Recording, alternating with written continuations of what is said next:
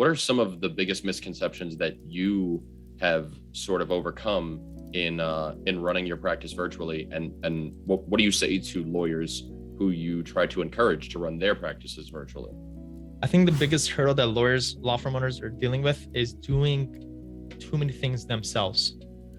And that's how most law firms start, where you kind of have to be the accountant, bookkeeper, and this and the biller and all that stuff. But you have to go through a transformation of being able to trust people and systems to be able to take off a lot of the tedious and repetitive things off your hands. I know what your company offers is pretty much be able to answer calls. That's an easy one to delegate. Now, everybody should be beyond that stage. Delegate the calls and let me go instead focus on the things that I'm best at and I enjoy doing most. And for everybody, that's different. Some people enjoy the legal work. Great. I just had lunch with somebody who just only loves talking to people. Great. Let's get you to only talk to people and make videos and everything else delegate it. So it's just that literally trusting yourself and trusting other people to be able to delegate to people and delegate it to systems.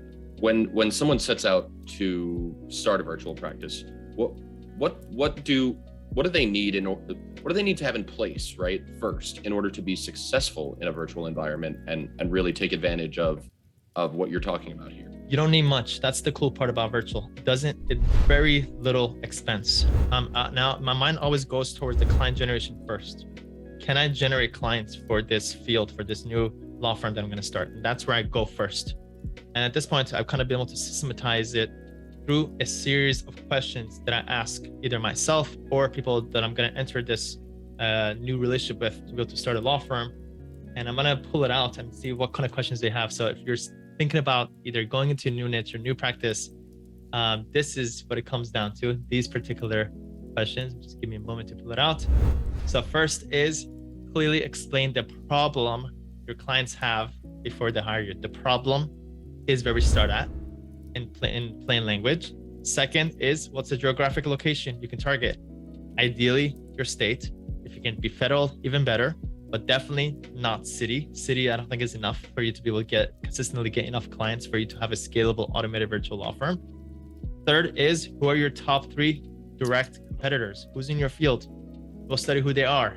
Are they running ads? Are they not running ads? If they are running ads, who has the best websites? Okay, what can we learn from that? Next is what qualifying questions do you want your leads to answer? So for you to qualify them to see whether you can even call them to see whether you can sign them up. So qualifying questions, and these are like pre-qualifying questions, not intake questions, kind of qualifying questions is the way that I kind of look at it, which I'm sure answering legal helps you guys be able to establish those. Next is describe your ideal dream client. Who are they? How old are they? What are the job titles? What do they look like? Male or female? Things like that. Next is what are the specific results your dream clients get after their case is settled? Okay, the result, not what they get, but the result of what they get. So this is for immigration lawyer. You're not helping your clients get a green card. No, always take to the next step. Now that they have a green card, what's a result? How does it make their life better? What do they benefit? And what do they avoid as a result of that? So it's a second layer. Next is, do you have any proof of you being able to help your clients? These Solomon checks, happy clients, those are things that make your marketing much easier and your website and your funnels help optimize for that. Next is, do you currently have a database of these contact information of your potential clients? Okay, instead of maybe trying to find new people, what if one of we set up some automations to go reach out to all those people? And then, and I think that is like the big gist of it. So, and then the other thing also is like, what's the average client worth to you? So that way we could figure out the numbers, work it backwards. Say a client is worth $5,000. If that's the case, what's your conversion rate when you do get a lead? You usually just say 1 out of 5 calls turn into a client. So if that's the case, your target, let me back it up. $5,000 is your average. How much are you willing to spend to get a $5,000 client? Usually you want to have a 300% ROI. So if that's the case, I'm willing to spend $1,500 to get a $5,000 client.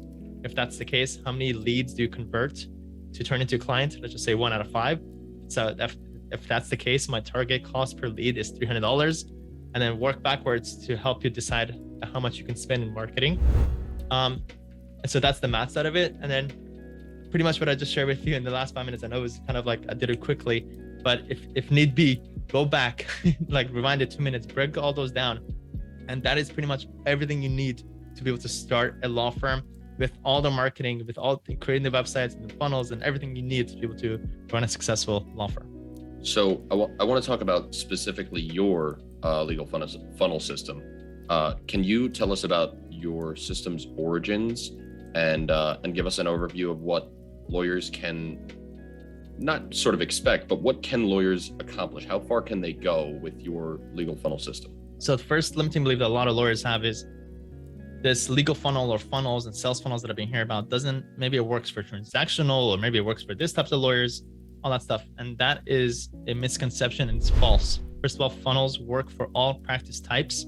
It just depends on how you apply it.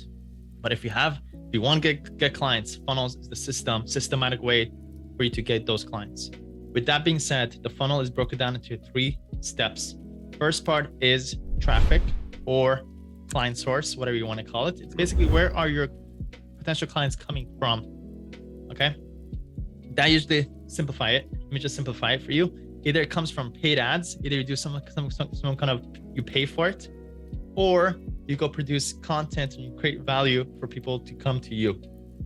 I like paid ads because it's a lot more scalable. I'll be able to, if it works, I'll be able to turn it up.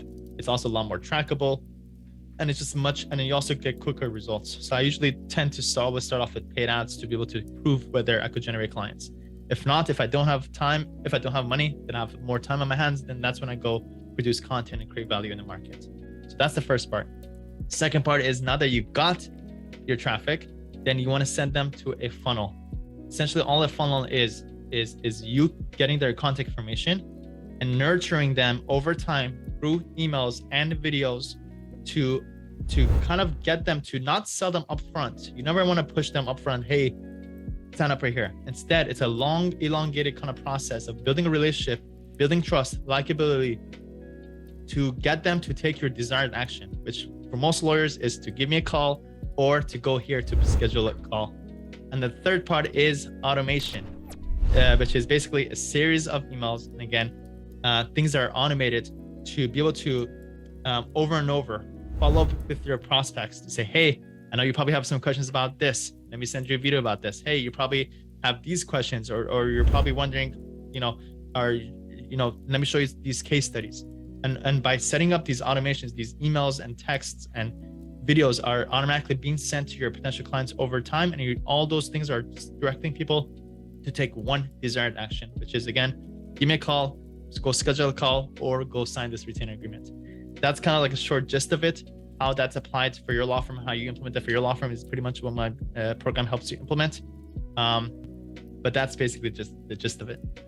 So when I look at you and everything that you're talking about, I see you as like the blueprint for how a law firm should really run as a business, especially as it pertains to marketing, advertising, generating clients, and doing what you're talking about, right? Becoming this virtual, like SaaS, right? If lawyers have ever heard of service as a software, making the process by which you sign up with a lawyer a lot easier for the consumer. You systematize it pretty much, right? Exactly. Systematize is a better word. Yep. But I'm curious because I'm very anecdotal in my approach to learning about things and talking about things. I want to know what your personal favorite stories are about lawyers that you've helped who have used your legal funnel system, and what they've been able to accomplish as the result of working with you. Actually, just came from lunch from one of my students who's been with me for 2 years, and his life has changed so much because he came in with so many limiting beliefs about money, about business, about client generation, that it was hurdles that kind of prevented him from growing. So one of those things was he wasn't spending money on marketing because he was always thought that it costs money, or there's money. If you got to spend money, that's like you're doing business wrong, or maybe you could save that money and spend it on yourself. And I came in, it was like one of the lessons we kind of mentioned in today's lunch was that this whole idea of you got to know your numbers. How much is a client worth? So if the client is worth $5K again, then how much are you willing to spend to make a $5,000 client? And you got to have that number in your head. So that was kind of like the math that I shared with them, and just that one idea helped him be able to spend money and spend it correctly, if again knowing the math and be able to spend according to that math. And that really opened up his eyes. And now, you know, he went from like generating, like, I think he was doing about 8K per month. Now it's about 50K per month, which for him is life-changing, obviously. And that's just one of the many stories. I have another one who came in, you know, making less than 10K a month. Now he did $1 million in a year. But you know, there's a lot of these case studies, but the factor in all of those is just taking the things that are very actionable and actually putting it into practice. And since then, I've been able to kind of understand that, like, you know, I don't want to make that the limiting factor.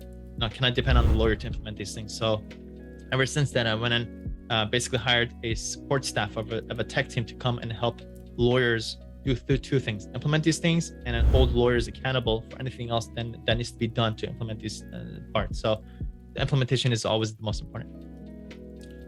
Lawyer Nation, I hope you enjoyed that video. If you did, take a moment right now to subscribe right below and turn on the bell notification to get notified every time I post a video, because right now I'm posting 5 videos a week, providing lots of value to lawyers. So click right here to subscribe, and to watch the next most relevant video, click right here.